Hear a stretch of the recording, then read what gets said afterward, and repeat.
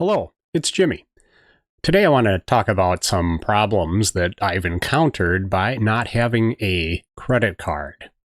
One of the problems I encountered was when I went to go buy my e-bike. I had narrowed the selection down. I went to a store that had the bike that I wanted, and I thought I would be able to give it a test drive before I purchased the bike. It's simple enough. Kind of do that with anything else that's of significant cost, such as a car, but this was a bike. So I selected the bike that I wanted to try out, and the young salesperson said, "That's fine, I need a credit card." I said, "Well, I don't have one, I have a debit card. You're more than welcome to put a hold on that." He says, "No, we don't do that here, we need a credit card." And just kind of left it at that. Now, I made a video on my e-bike. It wasn't cheap. Some people probably spend a little bit more than I did, but for me, it was fairly expensive, around $2,000 minus my $750 rebate, thanks to the lovely people in the state I live in. However, this guy didn't seem to care. Maybe they're not on commission. Who knows? But he just kind of went code black on me and locked up. And so, okay, well, I didn't go full Karen on the guy. I just said, good day. Went home, got onto the chat system with this retailer. They have multiple locations, and I've always had a good experience in their stores. The sales folks are very well versed in their products and always very happy to help. This fella was just, I think, too young and inexperienced to know how to handle that. Now, I did briefly entertain the idea with this young salesman that perhaps, okay, you won't let me test drive it without a credit card, but here's a pile of cash. I'm going to buy the bike. Go ride it in the parking lot, decide, yep, this is the one, this will work, and then immediately return it. But that would be kind of a nuisance and a pain in the butt for this young man, and I can be as passive aggressive as the best of them, but I just didn't feel like wasting that kind of time that day. The fine folks and the chat system were very accommodating. They found another location nearby that I could hop on a stationary trainer of sorts to at least get a feel for the size of the bike and some of its features. And that's fine. That was a good substitute from being able to ride it around in the parking lot. I looked at that experience as, it's a little bit of a nuisance because I don't have a credit card, but it's not my problem that I don't have the card. It's their problem that they don't know how to handle customers that don't have a credit card for a simple test drive. Is it worth losing a sale because you can't train your people how to work with customers that maybe don't operate within the normal parameters, but still have money and are ready to buy your product? I don't know. I'm not a corporate trainer. I can't help them with that. Okay, so I'm not allowed to test drive a $2,000 bike without a credit card. Well, how about a $25,000 pickup from Home Depot?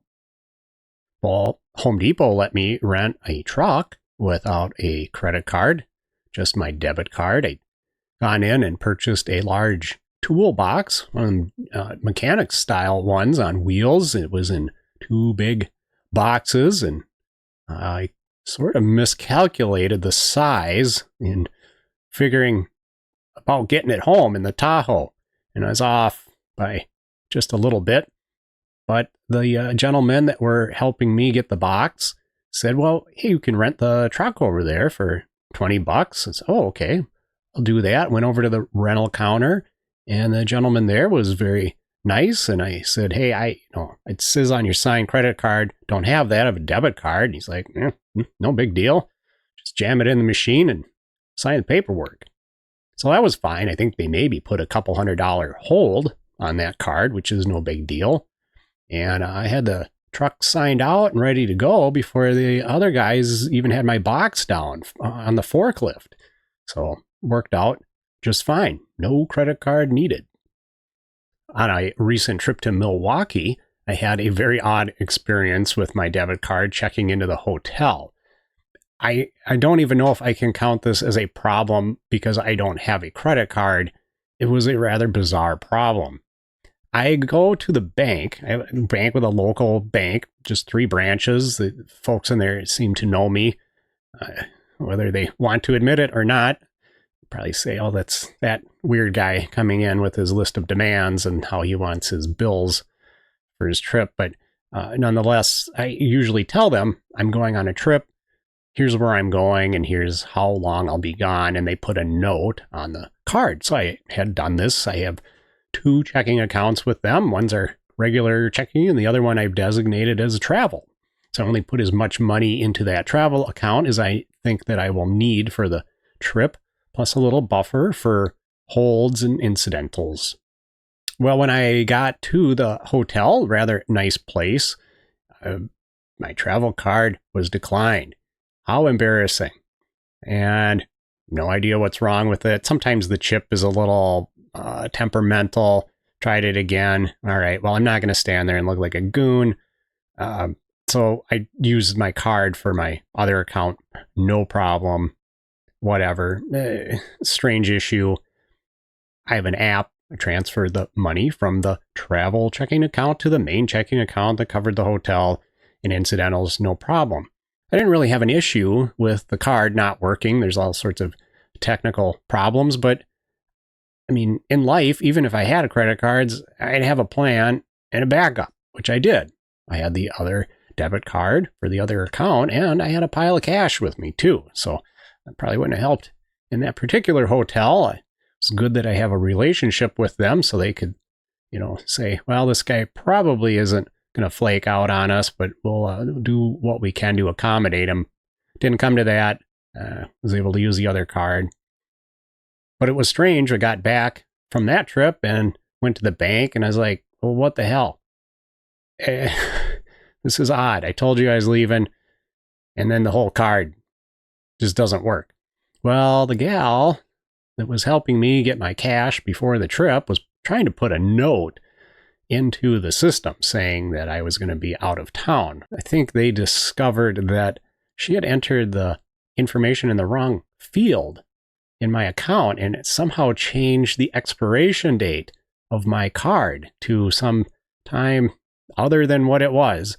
And it made the card inoperable because there was a mismatch from what was printed on the card to what they had in the system. The biggest takeaway from that is, I didn't get mad. I didn't get all whipped up and like, oh, woe is me because I don't have a credit card. I just use the other one. It really wasn't a big deal. I mean, I've seen people freak out. I mean, we all have watched videos on Spirit Airlines and,